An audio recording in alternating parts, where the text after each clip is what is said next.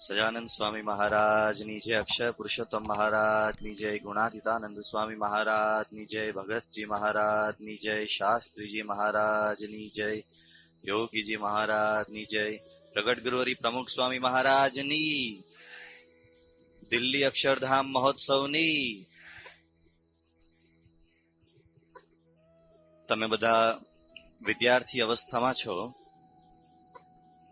અને વિદ્યાર્થી અવસ્થામાં જે કેટલીક પાયાની ક્વોલિટીઝ હોવી જોઈએ, જે કેટલાક પાયાના સદગુણો હોવા જોઈએ, એમાંનો એક સદગુણ બ્રહ્મચર્ય છે. પરંતુ આજનો જમાનો કંઈક જુદી દિશામાં ચાલ્યો છે. બ્રહ્મચર્ય ઉપર આપણા ઋષિ મુનિઓએ ઘણું બધું કહ્યું છે. ભગવાન સ્વામિનારાયણ વચનામૃતમાં પણ ખૂબ સુંદર એના ઉપર વાતો કરી છે. ઉપનિષદ, શ્રીમદ ભગવદ્ ગીતાથી માંડીને છેક સ્વામી રામતીર્થને, રામકૃષ્ણ પરમહંસને, સ્વામી વિવેકાનંદને, પૂજ્ય પ્રમુખ સ્વામી મહારાજ સુધી અનેક મહાપુરુષોએ અનેક વખત બ્રહ્મચર્યનો મહિમા કહ્યો છે. પરંતુ એક તરફ બ્રહ્મચર્યની આવી આપણી ઉજ્જવળ પરંપરા અને બીજી તરફ આધુનિક યુગમાં જે વાતાવરણ ફેલાયું છે એ બ્રહ્મચર્યથી વિરુદ્ધ પ્રકારનું વાતાવરણ છે. અને એમાં પણ તમે ખાસ કરીને ઘણા બધા વર્તમાન પત્રો વાંચતા હશો, ઘણા સામયિકો તમારા જોવામાં કદાચ આવ્યા હશે, ઘણા મિત્રો પણ તમને જોવામાં આવ્યા હશે, કેટલાક સલાહકારો પણ જીવનમાં મળી ગયા હશે, જે લોકોએ તમને એમ પણ કદાચ સલાહ આપી હશે કે આ બ્રહ્મચર્યની કોઈ જ જરૂર નથી, આ બ્રહ્મચર્ય પાલન એ શક્ય જ નથી, આ બ્રહ્મચર્ય પાળવું તે અકુદરતી છે, બ્રહ્મચર્ય પાળે તે ઉલટાનો માનસિક રીતે નિર્બળ બને છે. આવી કદાચ કોઈક જુદી જુદી પ્રકારની વાતો તમારા કાને અથડાઈ પણ હશે. અને ઘણી બધી વખત તો એવા પણ બધા જાત જાતના તમે શબ્દો વાંચ્યા છે જેમાં તમને ઉલટાનું એમ લાગ્યું હશે કે આ જે બહારના લોકો કે છે એ જ વધારે સાચું છે, આધુનિક લોકો કે છે એ જ સાચું છે. મોટા ભાગના લોકોને પ્રથમ તો બ્રહ્મચર્યની વ્યાખ્યા જ ખબર નથી. એક યુવકને પૂછવામાં આવ્યું કે બ્રહ્મચર્ય શું કહેવાય? એ કે બહેનોથી દૂર રહેવાનું બ્રહ્મચર્ય. એક જણને પૂછવામાં આવ્યું કે બ્રહ્મચર્ય શું કહેવાય? કે માળા ફેરવી. એક જણને પૂછવામાં આવ્યું કે બ્રહ્મચર્ય શું કહેવાય? એ કે ભક્તિ કરવી. આ બધી વાતો બરાબર છે, પણ ભગવાન સ્વામિનારાયણે ગરડા પ્રથમના 73મા વચનામૃતમાં બ્રહ્મચારીની વ્યાખ્યા કરી છે કે કોણ બ્રહ્મચારી કહેવાય અને કોણ બ્રહ્મચારી ન કહેવાય. એ બધી વ્યાખ્યાઓ શરૂ કરું એ પૂર્વે મારે તમને એક સવાલ પૂછવો છે કે અત્યારનું જે બ્રહ્મચર્ય વિષયક જે પ્રવચન છે એ કોઈ વૈજ્ઞાનિક દ્રષ્ટિકોણથી સમજવું જોઈએ કે માત્ર આપણે શાસ્ત્રની રીતે સમજવું છે કે ઉપનિષદમાં આમ કહ્યું છે ને વેદમાં આમ કહ્યું છે? કોઈ આધુનિક માણસ તમને પૂછે કે ભાઈ તમે આધુનિક વિજ્ઞાનની દ્રષ્ટિએ કોઈ ડોક્ટર જયારે તમને સલાહ આપે કે તમે બ્રહ્મચર્ય ન પાળો તો કઈ વાંધો નથી, તો એની સામે જવાબ આપી શકાય એવા ડોક્ટરના અભિગમથી સમજવું છે કે શાસ્ત્રીય રીતે સમજવું? તમને સવાલ પૂછવાનો છે. તમને શું લાગે છે? બેઉ સમજવા માટે આપણી પાસે સમય મર્યાદિત છે. એક લેવું હોય તો કયું લેવું?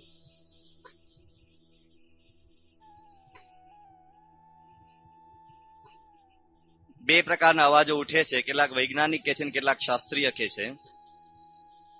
પણ અત્યારે થોડુંક શરૂઆતમાં શાસ્ત્રીય લઈને પછી આપણે વિજ્ઞાન ઉપર જઈશું. ભગવાન સ્વામિનારાયણ ગરડા પ્રથમના 73મા વચનામૃતમાં જે વાત કરે છે એમાં એક વાત મહારાજ એવી કરે છે કે કોને બ્રહ્મચારી કહેવાય. તો શ્રીજી મહારાજ કહે છે કે બ્રહ્મચારી, હું તારા શબ્દો હવે ખુલ્લા વાપરું છું, જે મહારાજે વાપર્યા છે તે જ વાપરું છું, જે વિજ્ઞાન કે છે તે કહું છું. કોઈ પણ પ્રકારની મર્યાદા છોછ એ કોઈ અત્યારે રાખતો નથી, જેમ છે તેમ મૂકું છું. શ્રીજી મહારાજ કહે છે કે બ્રહ્મચારી કોને કહેવાય? તો જે વ્યક્તિ એ પોતાના વીર્યનો સંગ્રહ કરી શકે એને બ્રહ્મચારી કહેવાય. ભગવાન સ્વામિનારાયણ બોલે છે. ભગવાન સ્વામિનારાયણ પોતે વચનામૃતમાં ત્યાં સુધી કહે છે કે હું બહુ જ નાનો હતો, બાળપણમાં મેં જયારે એમ સાંભળ્યું કે આ વીર્યનો સંગ્રહ એ જરૂરી છે જીવનમાં, અને એના માટે એવું મેં સાંભળ્યું કે પરસેવા દ્વારા એ નીકળી જાય છે. પરસેવા દ્વારા. આ કોઈ સાયન્ટિફિક વિગત નથી, આ તો મહારાજ કહે છે કે મેં કોઈક જગ્યાએ સાંભળ્યું.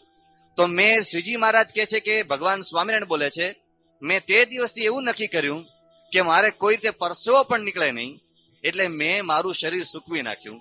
અને શ્રીજી મહારાજ પોતે એમ કે છે કે આ કાર્યને શું સિદ્ધ કરવા માટે, બ્રહ્મચર્ય સિદ્ધ કરવા માટે હું જાત જાતની યોગિક ક્રિયાઓ શીખ્યો. એમાં અમે જળબસ્તી શીખ્યા, કુંજર ક્રિયા શીખ્યા. મહારાજ ઘણી બધીની વાતો કરે છે. જળબસ્તી શું છે, કુંજર ક્રિયા શું છે, અત્યારે આપણે એમાં ઊંડા ઉતરતા નથી. પણ એક મહત્વનું આમાંથી જે એક ઇન્ડિકેશન મળે છે એ કયું છે કે ભગવાન સ્વામિનારાયણે 9 વર્ષની ઉંમરે કે 10 વર્ષની ઉંમરે એમણે સાંભળ્યું હશે કે બ્રહ્મચર્યનો આવો મહિમા છે, તો કેટલું એમને મનમાં દ્રઢ થઈ ગયું કે મારે આનું જીવનભર પાલન કરવું છે. અને એમણે જીવનભર પાલન કર્યું. જે મહારાજ બોલે છે ગરડા મધ્યના 33માં કે મને જાગ્રતમાં કે સ્વપ્નમાં કોઈ દિવસ બ્રહ્મચર્યનો ભંગ થયો નથી. મહારાજ ગરડા પ્રતાપના 33માં બોલે છે. કેટલું બધું એમના મનમાં દ્રઢ થયું હશે. તો શ્રીજી મહારાજ એમણે જે કંઈ આદેશ આપ્યા છે એમાં 2 આદેશ મુખ્ય છે કે મારો સત્સંગી હોય એના જીવનમાં 2 વસ્તુ મુખ્ય હોય. એમાં 2, આમ તો પંચવર્તમાન મહારાજ કે છે, પણ જે એકાદશ નિયમો છે એમાં મહારાજ 2 વસ્તુ કે છે. સદાચાર, સદાચારમાં મુખ્ય બાબત મહારાજ કહે છે કે બ્રહ્મચર્ય અને અહિંસા. તો આપણા શાસ્ત્રોમાં શ્રીજી મહારાજે જે કંઈ લખ્યું છે તેનું દોહન કરીને આપ્યું કે બ્રહ્મચર્ય એક અનિવાર્ય છે. કોઈ પણ વિદ્યાર્થી હોય, કોઈ પણ યુવક હોય, એને બ્રહ્મચર્ય સિવાય ચાલે જ નહીં. એના સિવાય એ પોતાના જીવનમાં ઉર્ધ્વગતિ કરી શકે જ નહીં. એવો તમામ શાસ્ત્રોનો સાર છે. યોગ શાસ્ત્રમાં તો ત્યાં સુધી કહ્યું છે મરણમ બિંદુ પાતે ન, એક બિંદુ પણ જો વેડફાય વીર્યનું તો કહે છે કે મરણમ બિંદુ પાતન, એક બિંદુનો પાત એ મરણ તુલ્ય છે. કેટલો બધો આપણા શાસ્ત્રોનો મહિમા કયો છે. હમણાં જ અથર્વવેદની એમણે વાત કરી, એવા ઘણા બધા શાસ્ત્રોમાં કહ્યું છે. પણ આ વાત હાસ્યાસ્પદ બનતી જાય છે. લોકો આના ઉપર હસતા હોય છે.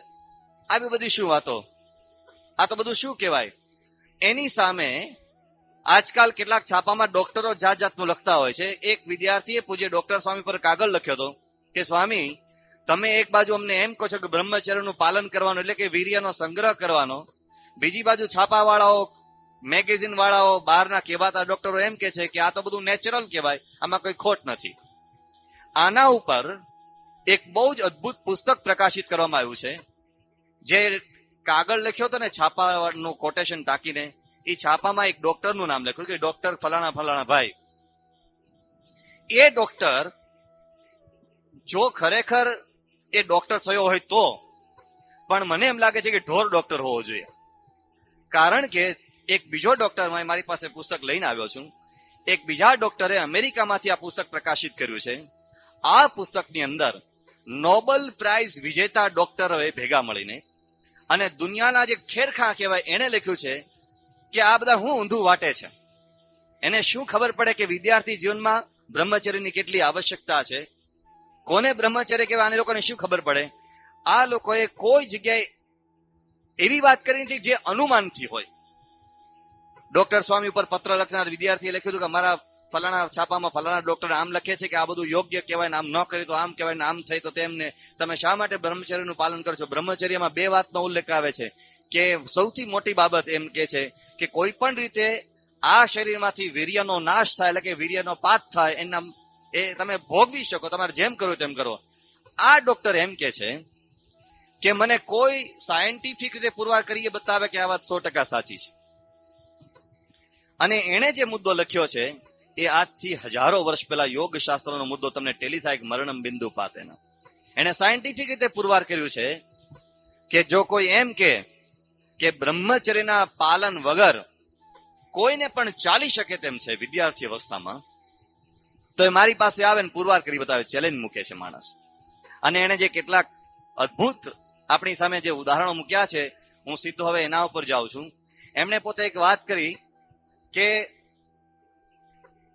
એવરીવન નોઝ ધેટ, હવે હું થોડાક પ્રચલિત શબ્દો વાપરું છું. બ્રહ્મચર્ય માટે બ્રહ્મચર્ય અને બ્રહ્મચર્ય ન પાલન કરવું તેના માટે સેક્સ, બહુ પ્રચલિત શબ્દ છે, હું એ વાપરું છું અત્યારે.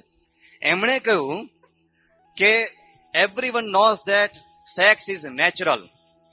બધા માણસ આવી વાતો કરે છે, બટ એમણે વાત કરી કે લોકોને આવું જ સાંભળવું છે ને આવું જ કરવું ગમે છે, એટલા માટે આવી બધી વાતો કહેવાતા ડોક્ટરો અને કહેવાતી બધી આવી વૈજ્ઞાનિક વાતો બધા કરતા હોય છે, પણ એમણે કહ્યું કે બહુ જ મોટો ફરક છે આ બે વચ્ચે. માણસ એ કેટલીક ઉત્સર્જનની ક્રિયા કરે છે. તમે કદાચ લઘુશંકા કરવા પણ જાઓ, તમે શૌચ વિધિ માટે પણ જાઓ, તમે થૂકો પણ ખરા, તમને શરદી હોય તો તમે નાકમાંથી લીંટ પણ કાઢો, આ બધું શરીરમાંથી થતું ઉત્સર્જન છે, શરીરનો કચરો બહાર નીકળે છે. એમણે કહ્યું કે ડોબાઓ, વીર્ય અને આ કચરામાં આસમાન જમીનનો ફરક છે. માણસ જયારે આ કચરો બહાર કાઢે છે ત્યારે શરીરની શુદ્ધિ થાય છે, શરીરમાંથી જરા સ્ફૂર્તિનો અનુભવ થાય છે. અને તમે દુનિયાના માણસ માત્રને મેડિકલ ટેસ્ટ ઉપર મૂકો, એને એક વખત વીર્યનો સ્રાવ કર્યો તમે બાજુ મૂકો, એના તમે ઓલ મેડિકલ જે કહેવાતા હોય ક્વોલિફિકેશન્સ બધા તમે ચેક કરો, એને ખરેખર બોડીમાં એક્ઝર્શન ફીલ થયું હોય ને થયું જ હોય. તમે કોઈ દિવસ લઘુશંકા કરવા જાઓ ને તમને અશક્તિ કોઈ દિવસ ના આવે, તમે ઇતિહાસમાં તપાસી જજો. પણ એને કહ્યું કે આનાથી માણસને અશક્તિ આવે છે. આ એક એવી ક્રિયા છે કે જેનો ભગવાને એક વિશિષ્ટ હેતુ માટે એનું સર્જન કરેલું છે. એને કીધું કે પ્રોક્રિએશન અને રિક્રિએશન બે વચ્ચે બહુ જ મોટો ફરક છે. લોકો એમ સમજે છે કે આ એક આનંદની ક્રિયા છે, પણ એ આનંદ માટે નથી, એ રિક્રિએશન માટે છે, એટલે કે નવી પેઢીના સર્જન માટે છે. એમણે પોતે કોલેજમાં વિદ્યાર્થીઓ સાથે એક પ્રશ્નોત્તરી કરી હતી. હું હવે તો પ્રશ્નોત્તરી પર ઉતરું છું. જબરજસ્ત પ્રશ્નોત્તરી છે, એ બહુ જ આપણને જરા હલાવી નાખે એવી છે.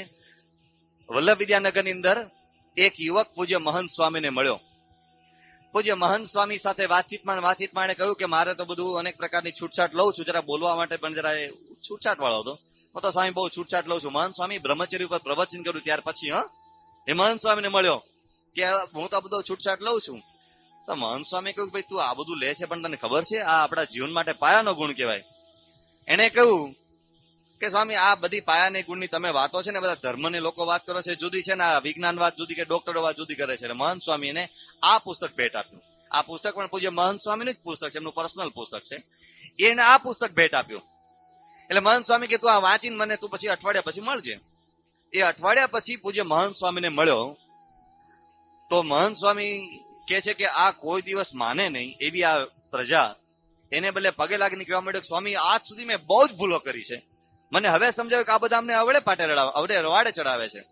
તો એમાં એને ટાંકી વાત કે સિગમન્ડ ફ્રોઈડ નામનો એક મનોવિજ્ઞાની અથવા મનોવિજ્ઞાનનો પિતા એમ કે છે કે કોઈ પણ પ્રકારની સેક્સ ક્રિયા એટલે કે ટૂંકમાં વીર્યનું કોઈ પણ હિસાબે સ્ખલન એ તો માણસનો સ્વભાવ છે, તો કરવું જ જોઈએ એવું ફ્રોઈડ નામનો વિજ્ઞાની કે છે.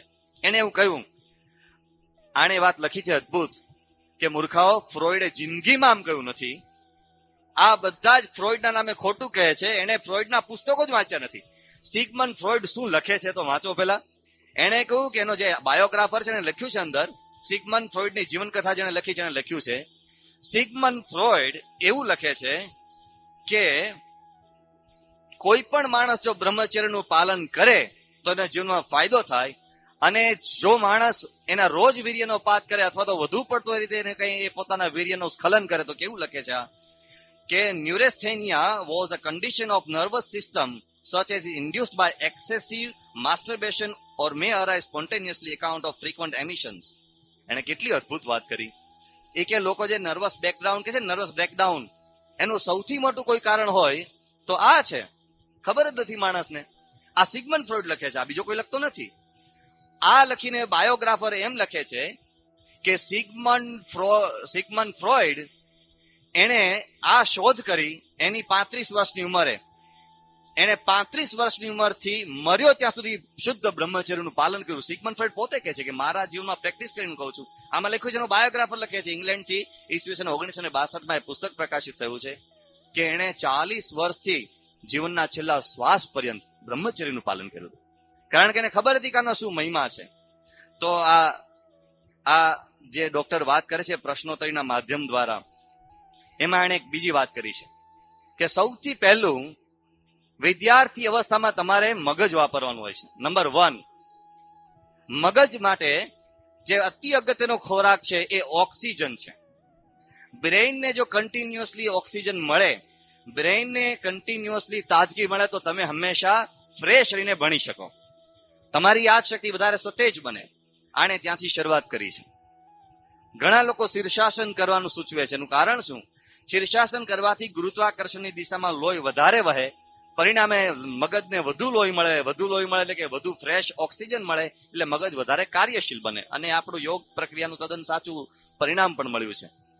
હવે એ કહે છે કે જ્યારે માણસ એટલે કે વિદ્યાર્થી અવસ્થામાં આવી કુપ્રવૃત્તિઓમાં જોડાય છે, વીર્ય સ્ખલનની પ્રવૃત્તિમાં જોડાય છે, ત્યારે શું થાય છે? હવે વિજ્ઞાનની દ્રષ્ટિએ સમજજો, જરા શાંતિથી ધ્યાનથી સાંભળજો.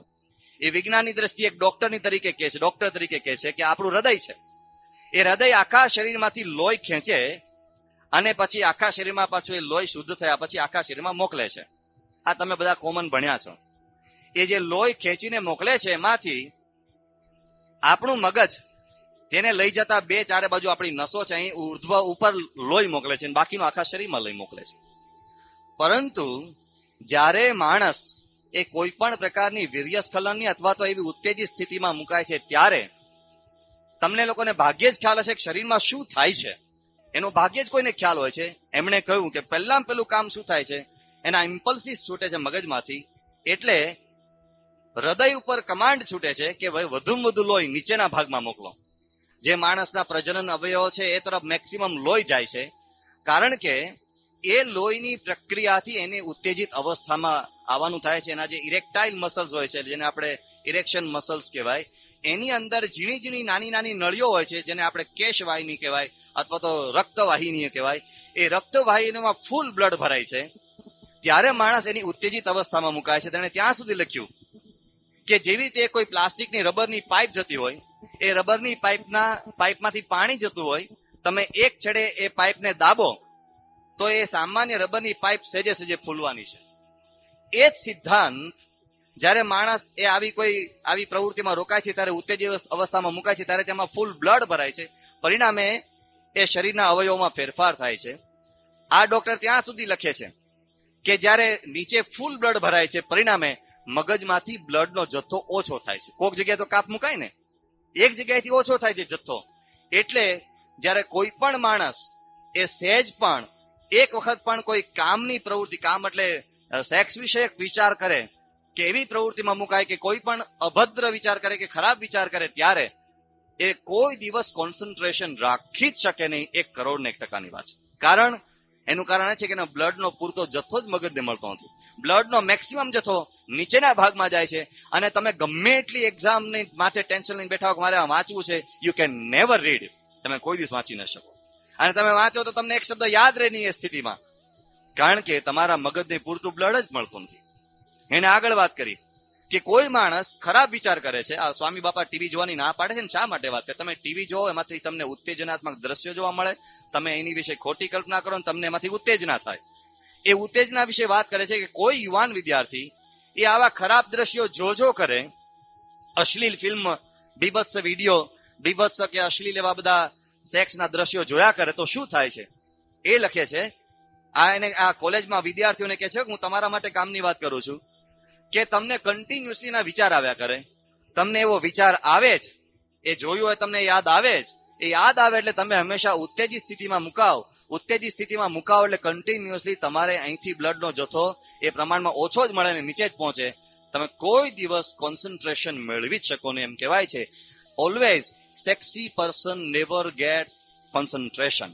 આ સિદ્ધાંત છે. કોઈ દિવસ એ સેક્સી પર્સન હોય એટલે કે જે આવી ઉત્તેજના વાળી વૃત્તિ વાળો હોય, કોઈ દિવસ એકાગ્રતા પ્રાપ્ત કરી શકે જ નહીં. પ્રમુખ સ્વામી મહારાજનું વાક્ય છે.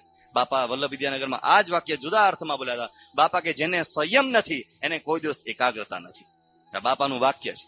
સ્વામી બાપાએ કહ્યું, બાપાએ બહુ જબરજસ્ત વાત કે તમે એમ કહો છો કે અમે કેમ તેજસ્વી બનતા નથી. સ્વામી કે તેજસ્વી નહીં બનો જ્યાં સુધી તમે આ બાબત ઉપર સંયમ કેળવશો નહીં. અહીંયા 1994 કે 95 ની સાલમાં એક ટીવી ઉપર કાર્યક્રમ કરવામાં આવ્યો હતો. ટીવી ઉપર જયારે કાર્યક્રમ રજૂ થયો એમાં સ્વામી બાપાના આશીર્વાદ આજે પણ આપણી કેસેટમાં રેકોર્ડેડ છે, તમે સાંભળજો. બાપા કહે છે કે તમે જયારે આવી બધી કુદરતી આવી શું કહેવાય આવી પ્રવૃત્તિમાં રોકાવ છો, કુદરતી બધી, બાપા એમાં બોલ્યા છે કે તમે તમારી શક્તિને વેડફી નાખો છો. તમારામાં ક્યાંથી તેજસ્વીતા આવે? કોઈ દિવસ તેજસ્વીતા ન આવે. તો ડોક્ટર પહેલી વાત તો આ કરે છે કે ભાઈ પહેલા પેલું તમારે વિદ્યાર્થી અવસ્થામાં પોસાય જ નહીં. એને બીજી વાત કરી, વિદ્યાર્થીએ સામે પ્રશ્ન ફેંક્યો કે સાહેબ આ શરીરમાં વીર્ય સ્ખલન કર્યા પછી વીર્ય તો ફરીથી પાછું બની જાય છે, વીર્ય તો એક એવું પ્રવાહી છે કે અંદર બનવાની પ્રક્રિયા ચાલુ છે, તમે એક વખત એને વેડફી નાખો તો બીજી વખત બને છે. ત્યારે એને બહુ અદભુત વાત કરી એ કે તમે બહુ જ મોટો ગોટાળો સર્જી રહ્યા છો. તમે દુનિયાની કોઈ પણ એક ફેક્ટરી એવી લઈ આવો કે જે ફેક્ટરીમાં કોઈ પણ પ્રોડક્ટ બનતી હોય જે રો મટીરિયલ વિના બનતી હોય. કોઈ રો મટીરિયલ વિના બને? તો વીર્ય એનું રો મટીરિયલ શું છે? કોઈ દિવસ વિચાર કર્યો શામાંથી બને છે? એમણે સમજાવ્યું કે એક માણસ એક વખતે એનું વીર્ય સ્ખલન કરે એનો ઉપયોગ શું? વિદ્યાર્થી અવસ્થામાં કોઈ વેડફી નાખે સાવ. એ લખે છે એક વખત એક વિદ્યાર્થી વીર્ય સ્ખલન કરે છે, એની અંદર જે શુક્રકોષ હોય છે એ એક શુક્રકોષની અંદર એવી તાકાત ભરી છે, જેમાં ડીએનએ જાત જાતનું બધું ભરેલું છે. એક શુક્રકોષની અંદર એવી તાકાત છે આખો નાખો તમારા જેવો એઝ ઇટ ઇઝ માણસ ઉભો કરે એવી તાકાત છે એક શુક્રકોષમાં. એની એનર્જી વિશે જબરજસ્ત લખ્યું છે. જ્યારે તમે એક વખત વીર્ય સ્ખલન કરો ત્યારે એક વખતના સ્ખલનમાં એ લખે છે કેટલા શુક્રકોષ હોય છે જાણો છો? એને લખ્યું કે 35 બિલિયન સ્પર્મ સેલ્સ. હવે તમે ગણી નાખો, એટલે કે 35 ઉપર 9 મીંડા. એક જગ્યાએ 35 ઉપર 9 મીંડા લખ્યું છે, એક જગ્યાએ 3 ઉપર 8 મીંડા કહ્યું છે. જે હોય તે પણ કરોડોની સંખ્યા.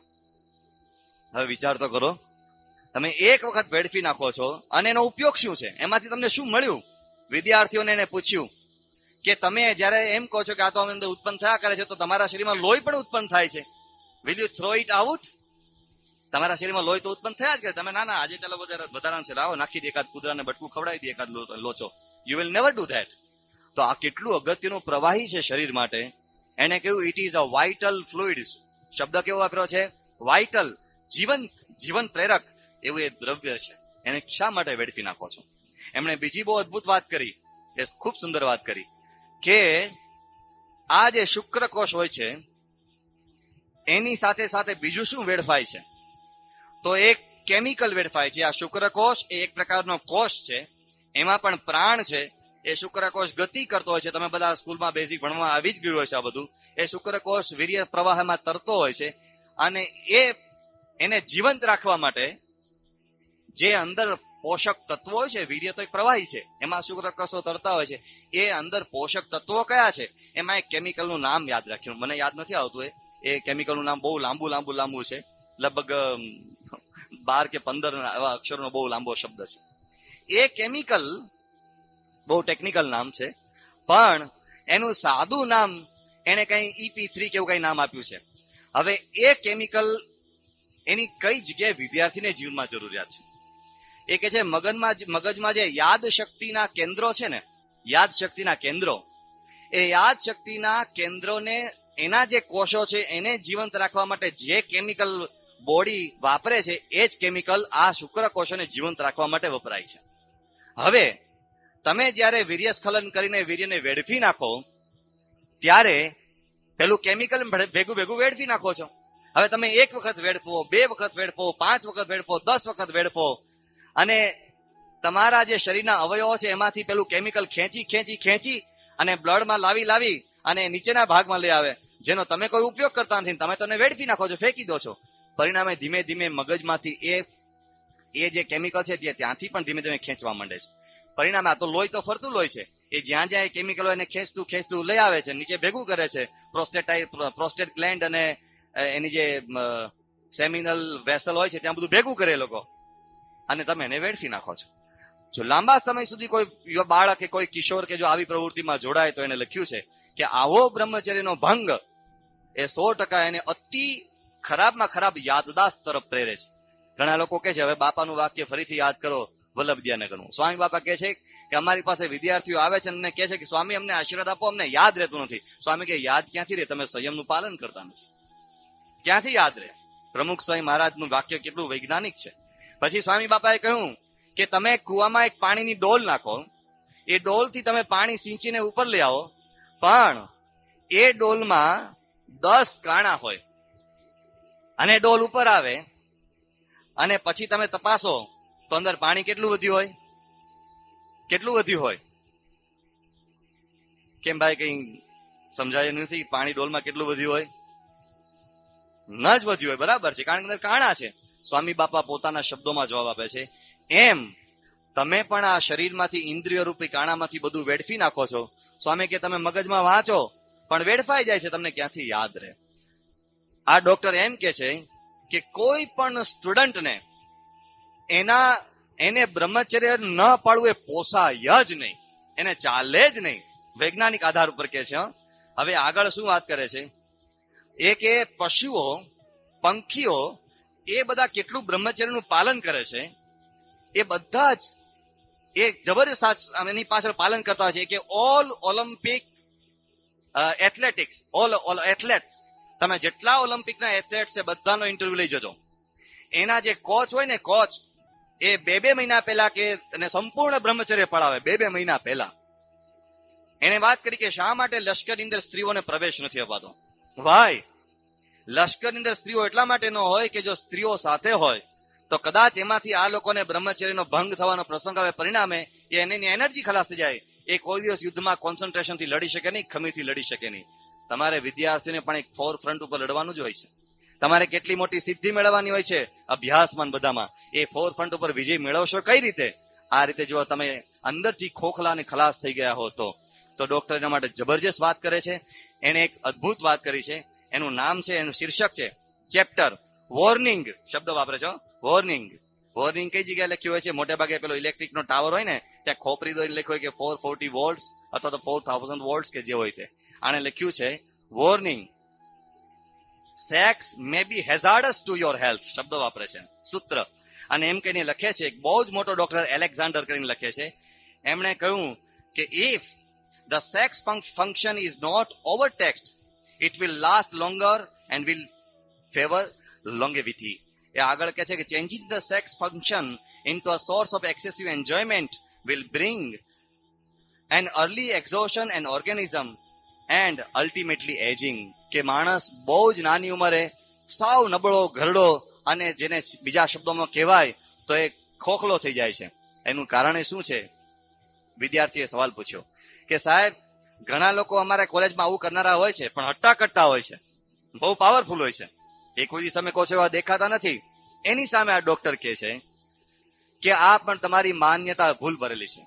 આ માણસ જે માતા પિતા થકી ઉત્પન્ન થયો છે, એ માતા પિતા તરફથી વારસામાં એને જે શારીરિક ગુણો મળ્યા છે, હટ્ટકુટ્ટુ બોડી વગેરે, એ અત્યારે ખબર પડતી નથી પરિણામે.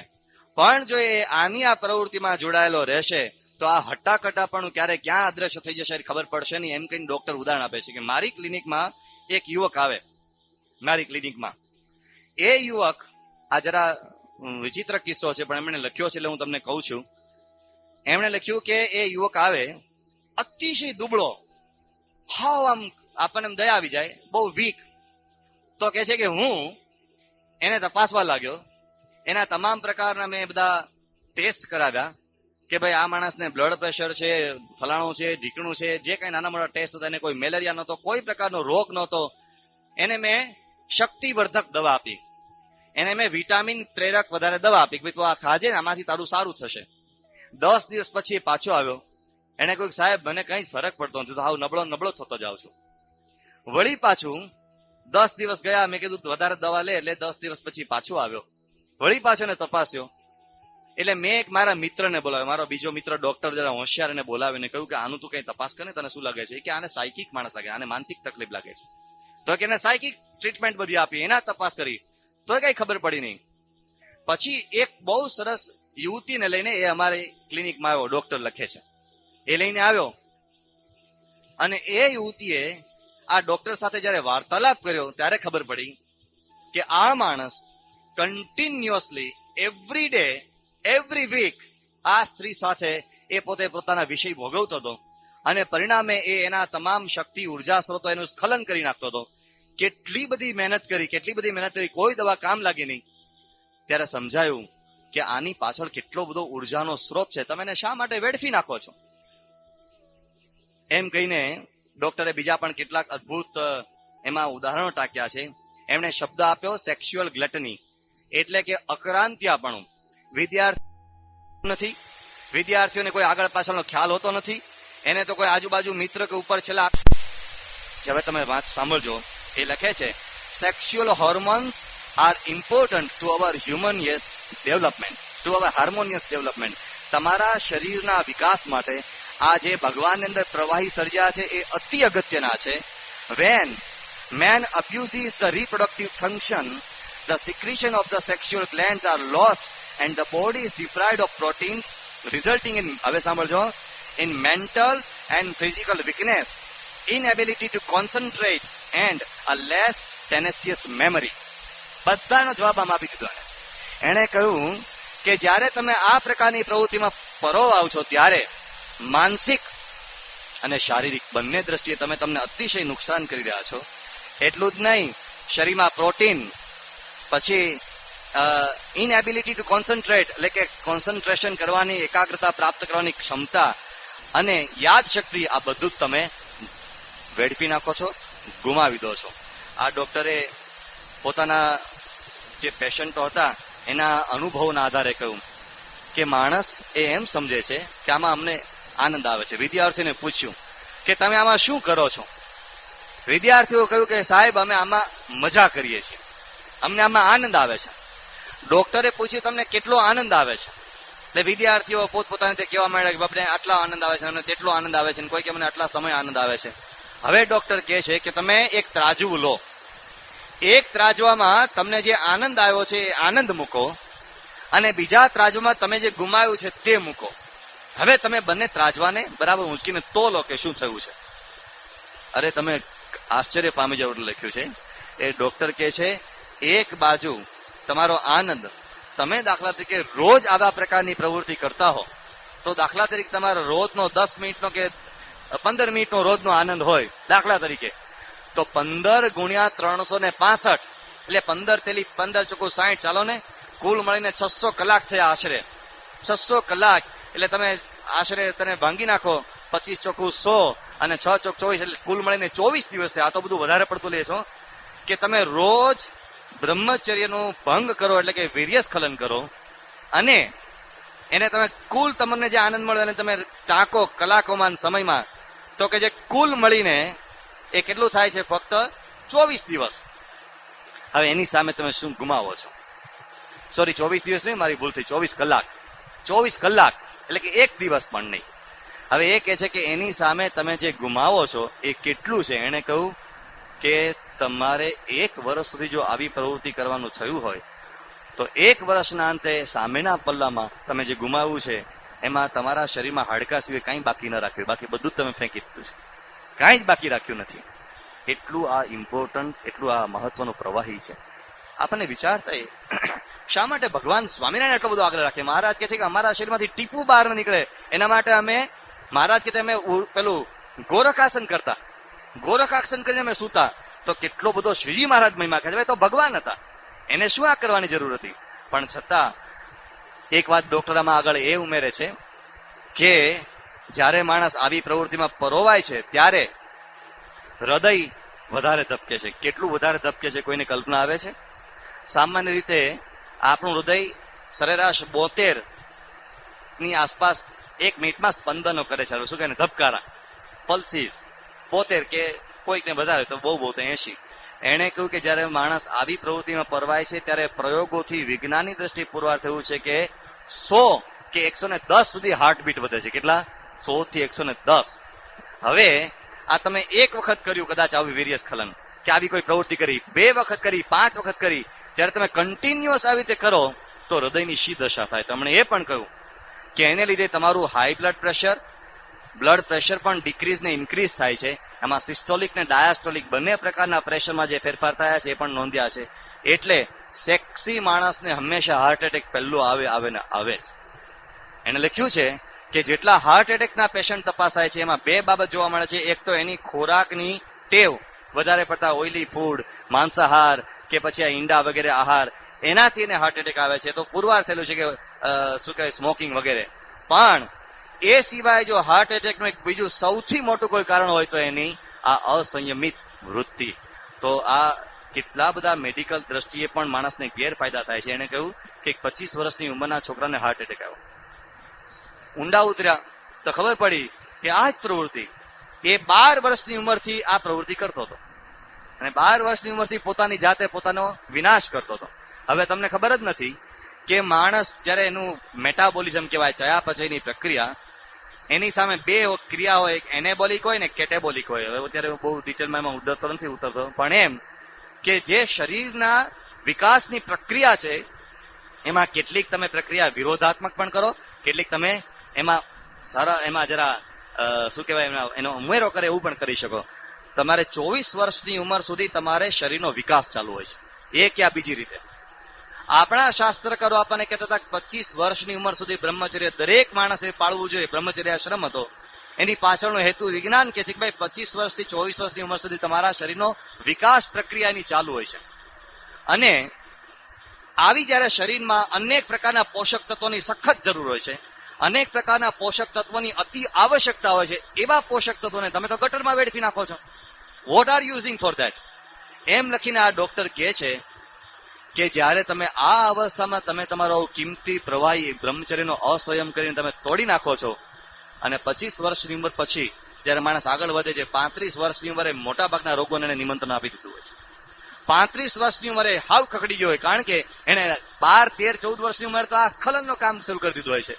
એ કોઈ દિવસ જીવમાં ઉપર આવી શકે નહીં. વિદ્યાર્થીઓને સમજાવ્યું કે મારા જેટલા પેશન્ટ આવે છે એનું ચેક કરું છું તો આવા મોટા ભાગના હોય છે. હવે મોટા ભાગના વિદ્યાર્થીઓને એ જાણ હોતી નથી કે તમારા અત્યારના શરીર માટે આ કેટલા અગત્યના બધા પ્રવાહીઓ છે. આના માટે એમણે 4 વાતો કરી, એ બહુ અદભુત વાતો કરી છે.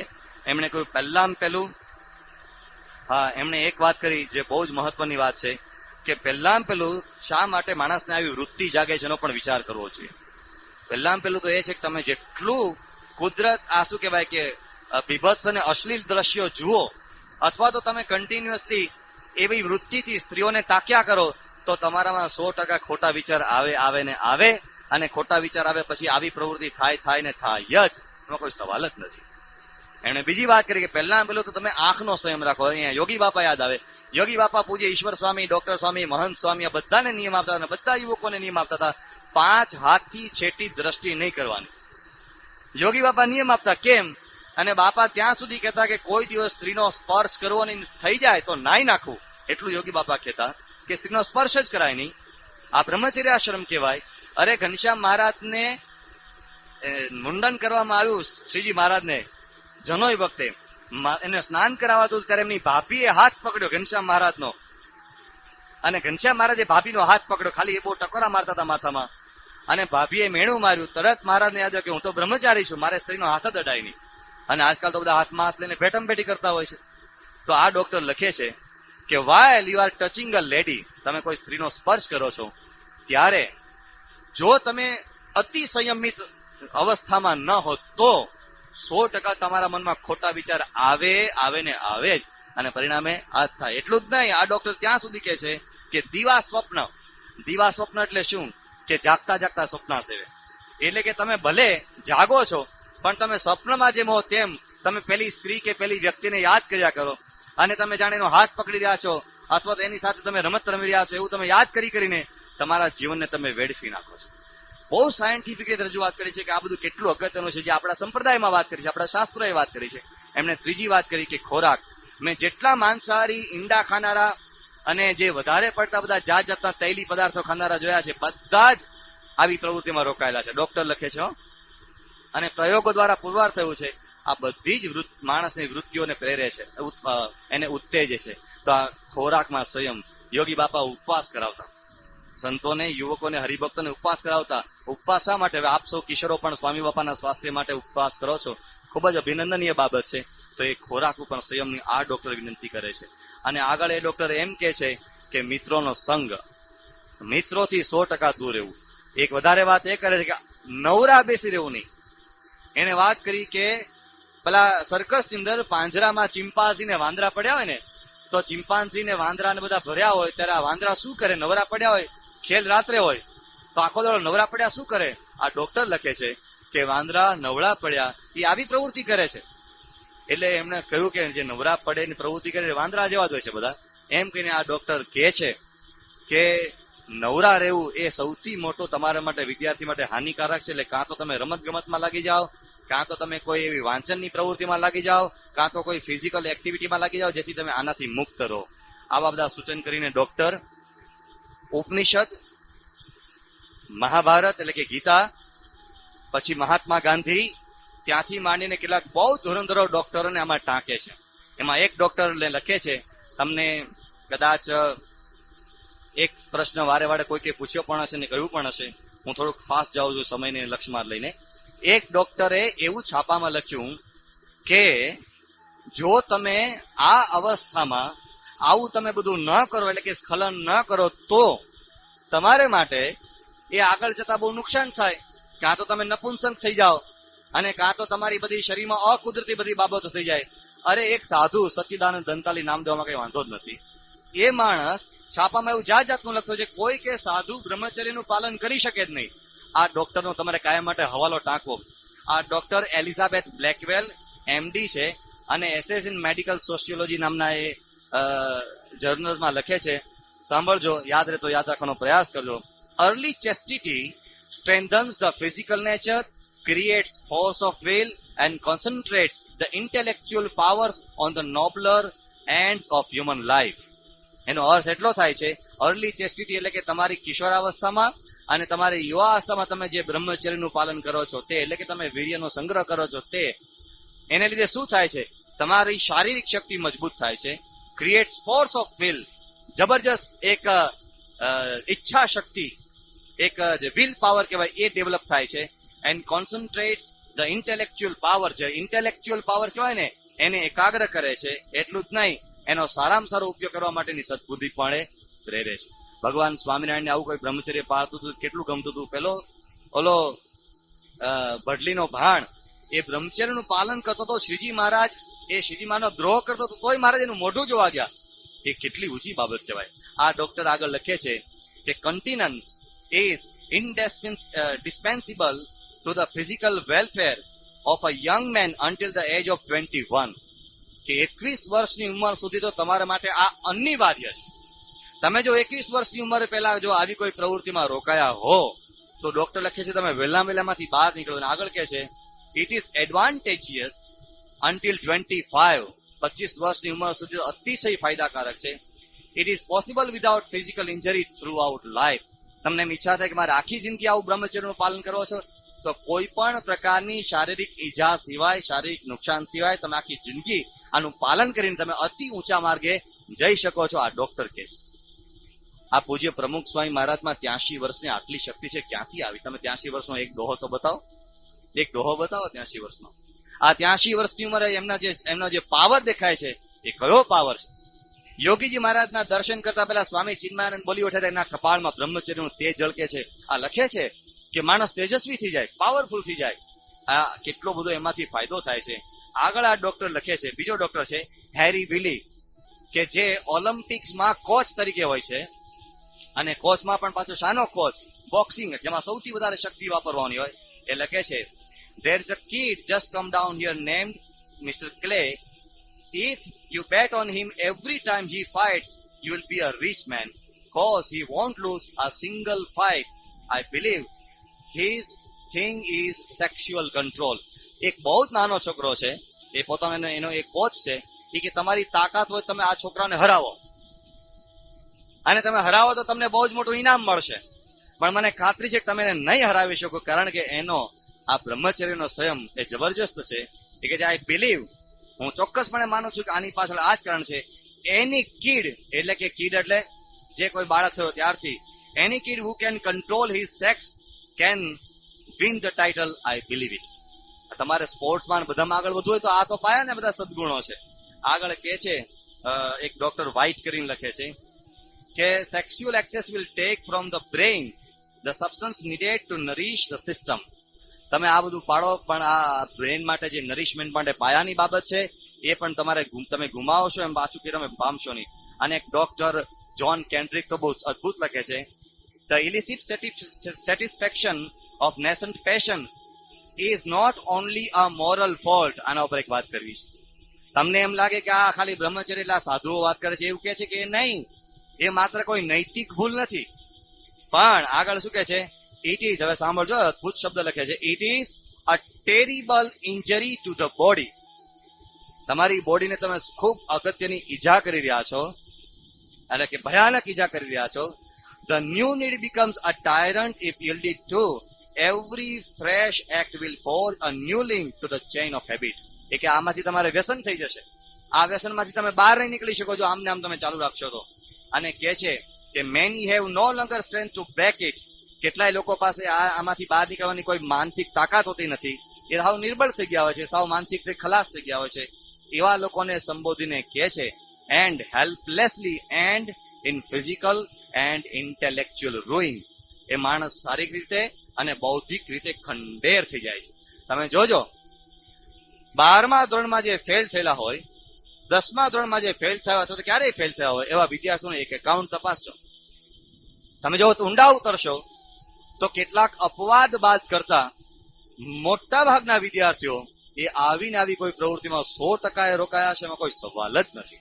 આ કે છે ઇન્ટેલેક્ચ્યુઅલ રૂઇન, એટલે કે તમે બૌદ્ધિક રીતે તમે ખંડેર જેવા થઈ જાઓ છો.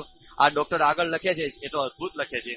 એ કહે છે કે ધ બેસ્ટ સેફગાર્ડ, તમારા જીવનનો તમારે બેસ્ટ સેફગાર્ડ કોઈ કરવો હોય તો એ આધ્યાત્મિક પ્રવૃત્તિ છે. ધર્મ તરફ વળો, કોઈ સાચા એવા મહાપુરુષ તરફ વળો કે જે તમને આમાંથી બહાર કાઢે, બાકી તમને દુનિયામાંથી કોઈ બહાર કાઢશે નહીં. ઘણું લાંબુ પ્રવચન થાય તેમ છે, પણ એક છેલ્લું વાક્ય પૂરું કરું છું. પ્લેટો લખે છે આજથી 18,000 વર્ષ પહેલા.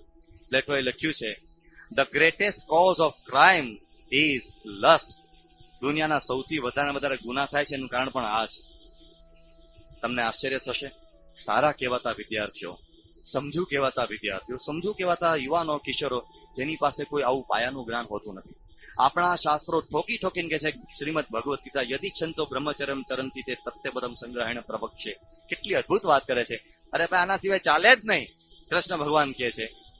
ઉપનિષદોમાં કેટલી બધી વાત, આરણ્યક ઉપનિષદમાં બધી વાતો કરી છે. બધી વાતો આપણે ઊંડા ઉતરતા નથી, પણ આપણે માટે સૌથી મોટું શ્રીજી મહારાજ કહે છે કે તમારે જો મારા કેવડાવવું હોય અને મારા હોય તો તમારે બ્રહ્મચર્યનું પાલન કરવાનું.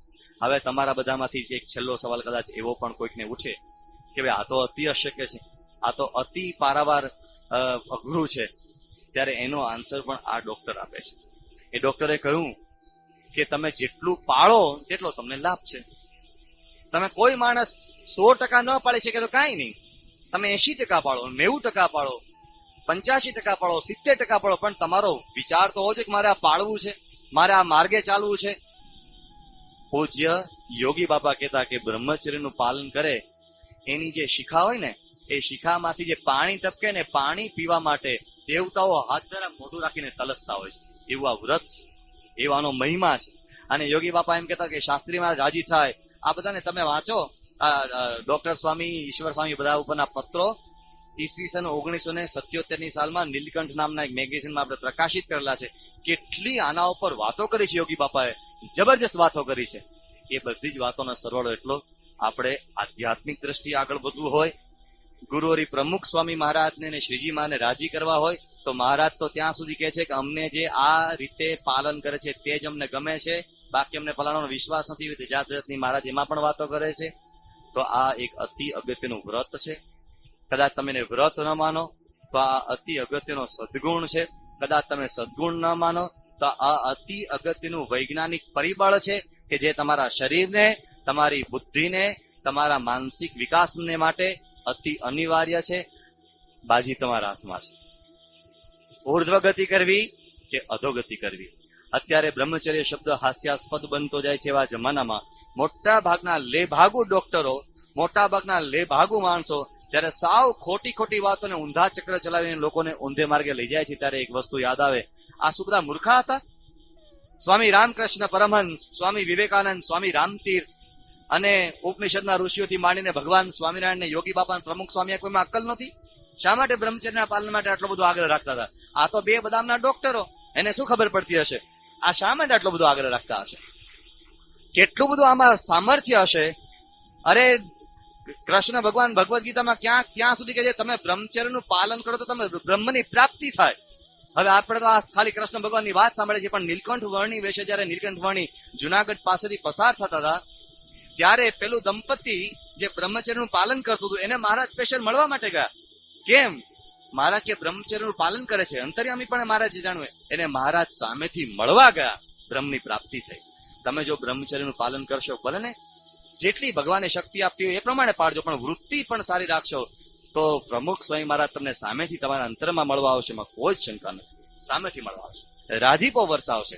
અને તમે જયારે એમને મળશો, એમના દર્શન કરશો, એમની પાસે જશો, તમને અનુભવ થશે કે તમારા ઉપર બાપા રાજી છે. તમને અંતરમાં આનંદનો અનુભવ થશે.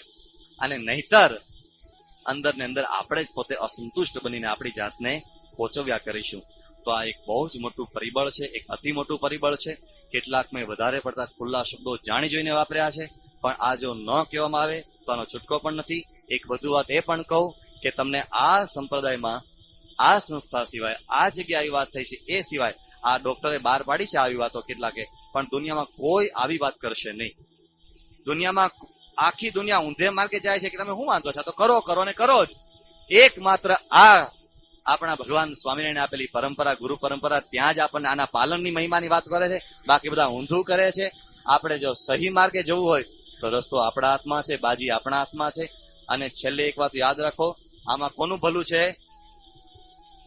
જે પાલન કરે તેનું ભલું છે. આમાં તમારું ભલું છે. આમાં કોઈ જ ફોર્સ નથી, આમાં કોઈ દુરાગ્રહ નથી. હવે તમને સમજાશે શા માટે ટીવી ન જોવું જોઈએ, શા માટે અશ્લીલ વાતો ન કરવી જોઈએ, શા માટે અશ્લીલ બાબતો ન જોવી જોઈએ. બધું છોડ્યું તમારા પર. તમારે આગળ વધવું હોય તો વધો, આગળ ન વધવું હોય તો નરકમાં સબળતા અનેક આ દુનિયામાં રખડે છે, એમાંના કોઈકમાં નામ પણ તમે નોંધાવી શકો.